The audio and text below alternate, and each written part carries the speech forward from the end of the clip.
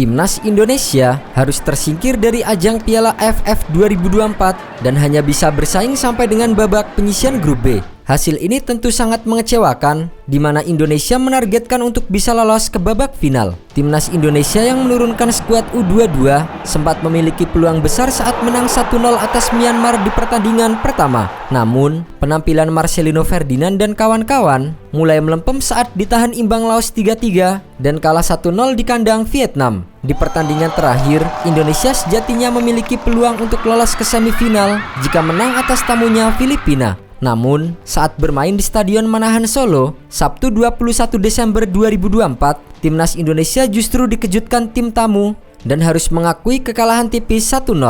Meski diunggulkan, dalam laga menghadapi Filipina, Timnas Indonesia yang bermaterikan pemain di bawah usia 22 tahun lebih sering terpancing gaya provokatif pemain Filipina. Akibatnya, di menit ke-42, Kapten Timnas Indonesia Muhammad Ferrari terkena kartu merah setelah kedapatan menyikut Kapten Timnas Filipina Aguinaldo. Kemudian di babak kedua, Doni Tripamungkas membuat blunder. Pemain milik Persija Jakarta ini melakukan handsball di kotak terlarang. Alhasil, Timnas Filipina berhasil membuka keunggulan di menit ke-63 melalui eksekusi penalti dari Bjorn Martin Christensen. Sialnya, Timnas Indonesia tak mampu mengejar ketertinggalan hingga akhir babak kedua. Skor 1-0 untuk keunggulan Filipina bertahan hingga laga usai. Dengan kemenangan 1-0, Timnas Filipina berhak lolos ke semifinal Piala AFF 2024 sebagai runner-up grup B dengan 6 angka. Filipina mengekor Vietnam di puncak klasemen dengan koleksi 10 angka. Sementara skuad Garuda dipastikan gagal lolos ke semifinal setelah finish di posisi 3 dengan 4 angka.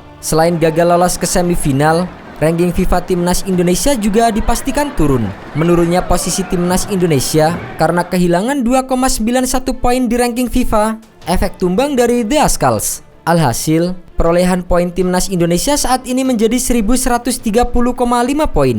Kemenangan atas Arab Saudi yang meroketkan posisi Timnas Indonesia dari 130 ke 125 dunia seakan tak berarti karena skuad Garuda kini kembali ke peringkat 130 dunia.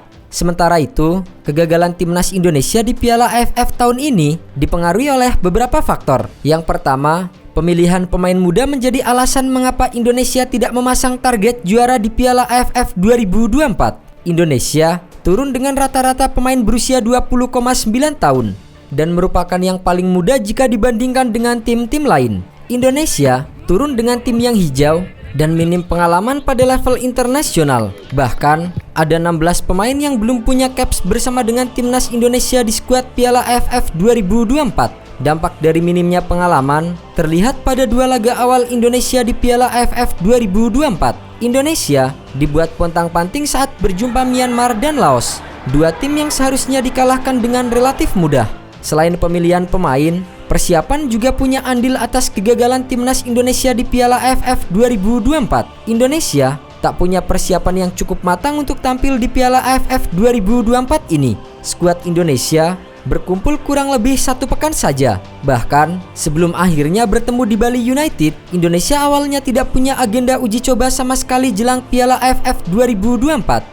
Dari 4 laga yang dimainkan Timnas Indonesia di fase grup Piala AFF 2024, ada 2 kartu merah yang diterima pemain Timnas Indonesia. Indonesia menjadi negara yang paling banyak menerima kartu merah. Sementara itu, penampilan buruk juga diperlihatkan para penyerang Timnas Indonesia. Ada beberapa pemain yang diharapkan menjadi mesin gol bagi Timnas Indonesia di Piala AFF 2024. Hoki Caraka menjadi harapan utama, akan tetapi gagal mencetak gol sama sekali di Piala AFF 2024.